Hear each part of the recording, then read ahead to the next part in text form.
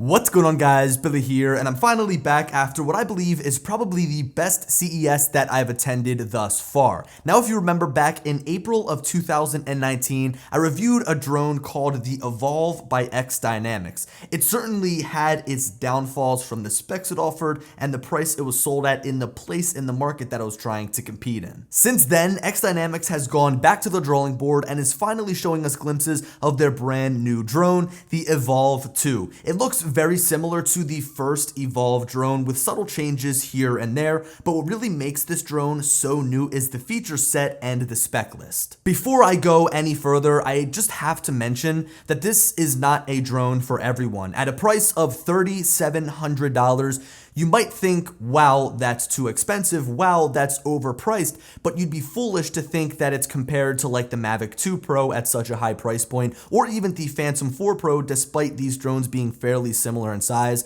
Instead, this drone goes head to head with the DJI Inspire 2. Now, if you fully kitted out, fully spec'd out an Inspire 2 to try and meet what the XDynamics Evolve 2 offers, you'd be spending anywhere between maybe $6,000, $8,000, $10,000, and that's lowballing it. You could probably spend a whole lot more after you add on the different lenses, some more batteries, as well as the licenses that you need to shoot in Cinema DNG and Apple ProRes. So again, remember, this is not a drone to compare to the Mavic series or to the Phantom series, but it is a very, very high-end drone that compares with some of the greatest cinema drones out there, like the Inspire 2. Now let's move into some of the changes that the Evolve 2 offers over that first Evolve drone from a design and hardware perspective. The main shell is still made out of full carbon fiber with a magnesium underbody. The motors were slightly pushed closer together to decrease the drone's footprint.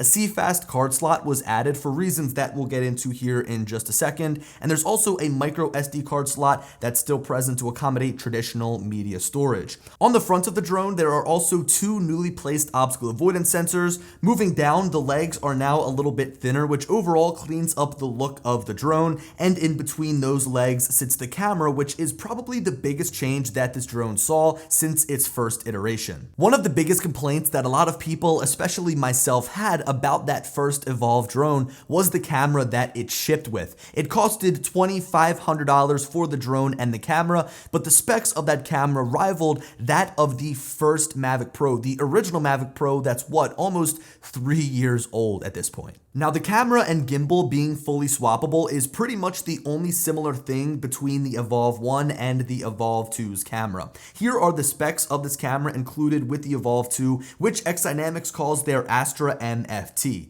The sensor size is, of course, micro four thirds. It shoots 4K video at 120 frames per second at a bitrate of 100 megabits per second. Now, just to make things even better, this Evolve 2 can shoot video in H.264, H.265, and even Apple ProRes, which will probably be written to that CFast card slot. That's why I said we're going to be mentioning that a little bit later. And on top of these killer specs, the lens is swappable and is compatible with the glass that I've put up on the screen. This is great to change the focal length that you shoot at. You don't feel trapped with a fixed focal length lens, so you can change the feel entirely of the footage that you shoot. So it is seriously no doubt that the Evolve 2's camera is a step up in basically every single category over what shipped with the first Evolve drone. But where I begin to have, I guess, a couple of questions is when we begin to take a closer look at the resolution and the frame rate. So let me first just say that shooting 4K at 120 frames per second is incredible. If I could shoot that on my Sony a7 III, I would be so happy. But when we're talking about an aerial-based camera, platform, I always tend to prioritize resolution over frame rate. Even if I'm shooting with my Phantom 4 Pro, which can shoot 4K video at 60 frames per second, I shoot at 4K at 30 frames per second. I never find myself going higher than 30 frames per second, but I do always find myself shooting in 4K because I want to get as much detail out of that image as possible. Typically, when you're flying with a drone and you're shooting a subject, you're further away from that subject because you're in the air. You're 100 or a couple of 100 feet away from what you're shooting because you don't want to be right up in somebody's face with a drone. Now, if I had a camera and I was filming motion, or I guess a ground-based camera, and I was filming motion, 4K video at 120 frames per second would be great.